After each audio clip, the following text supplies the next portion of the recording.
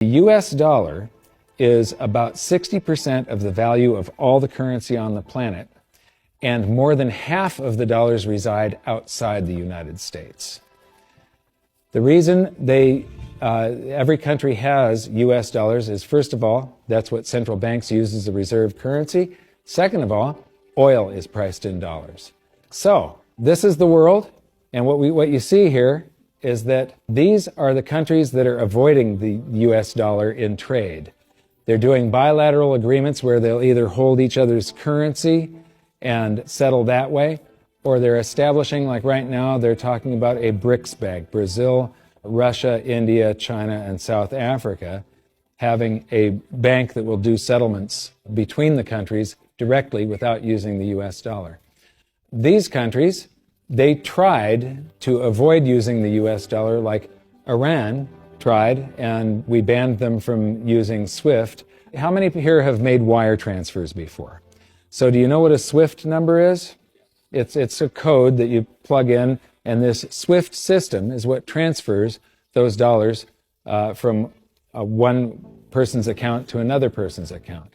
Well, Iran decided that they were going to sell oil only in euros. They got banned from SWIFT. But there's countries right now coming up with a replacement for SWIFT, and it doesn't use the dollar. It's the Sukra system. And Iraq started selling oil for euros. In Libya, they were talking about creating the gold dinar and selling oil for gold. So those are the countries that are trying to use something other than the dollar. And then you've got physical gold accumulation. I'll show you later that China is accumulating an immense amount of gold, but all the countries with an up arrow, that's gold accumulation. Then we have gold repatriation. Germany has been asking for their gold back, and they're getting it. Venezuela has repatriated their gold from the Bank of England. And then if we put this on a timeline, here's the nails in the coffin for the dollar standard. This is my evidence that I think is proof that the death of the dollar is coming, and it's coming shortly. Nixon ended Bretton Woods, and we went on the dollar standard. Then the first nail in the coffin is Iraq sells oil in euros. The crisis of 2008, and we added 1.25 trillion to our base money in the United States. As we add to the base currency, people get worried about inflation. They start rushing toward gold and silver. Iran ends oil sales in dollars, and they're taking commodities in trade for oil. They're taking, in Turkey, they take the local currency and then buy gold in Turkey and export the gold to Iran. So they're basically selling oil for gold. They do the same thing with India.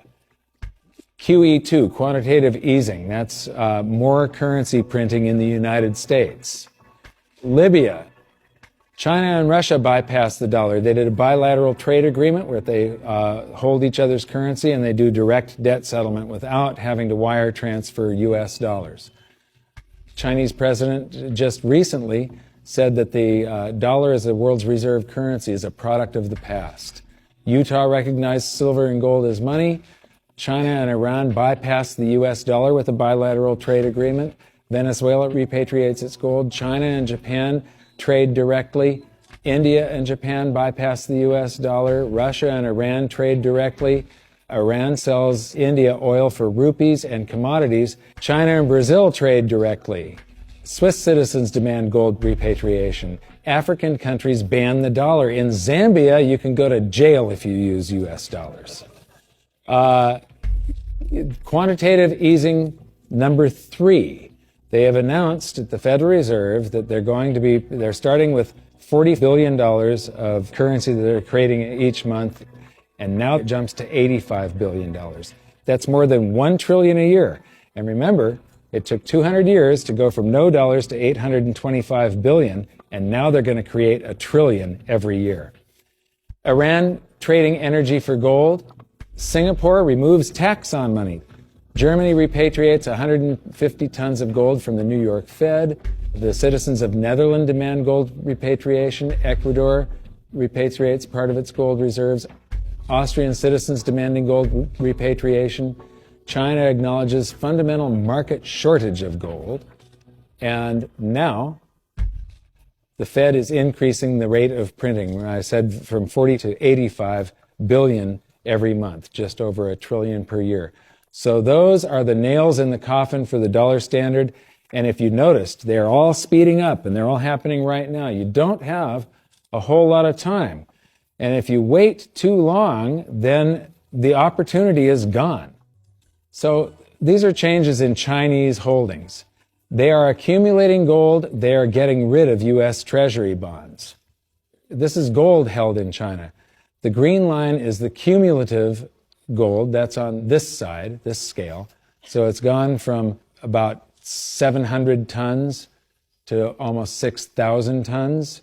And the past couple of years here, they have ramped up their buying. They know that the dollar standard is coming to an end, and they are protecting themselves. And you're probably going to see gold-backed renminbi someday, the yuan. This isn't going to be pretty when it happens. I am not an end-of-worlder or a doomsday guy. All you can do is play the hand that you are dealt.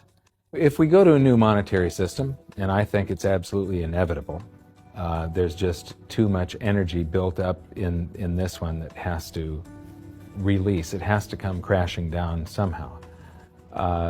When that happens, there's an enormous wealth transfer for people that are on one side of the bet or another. And people don't realize that whether they think they are making a bet or not, they are making the bet. They are involved. This wealth transfer affects everybody, whether you want to participate or not. If you're holding paper assets and paper currencies, you have bet one direction. If you're holding gold and physical assets, you've bet the opposite direction.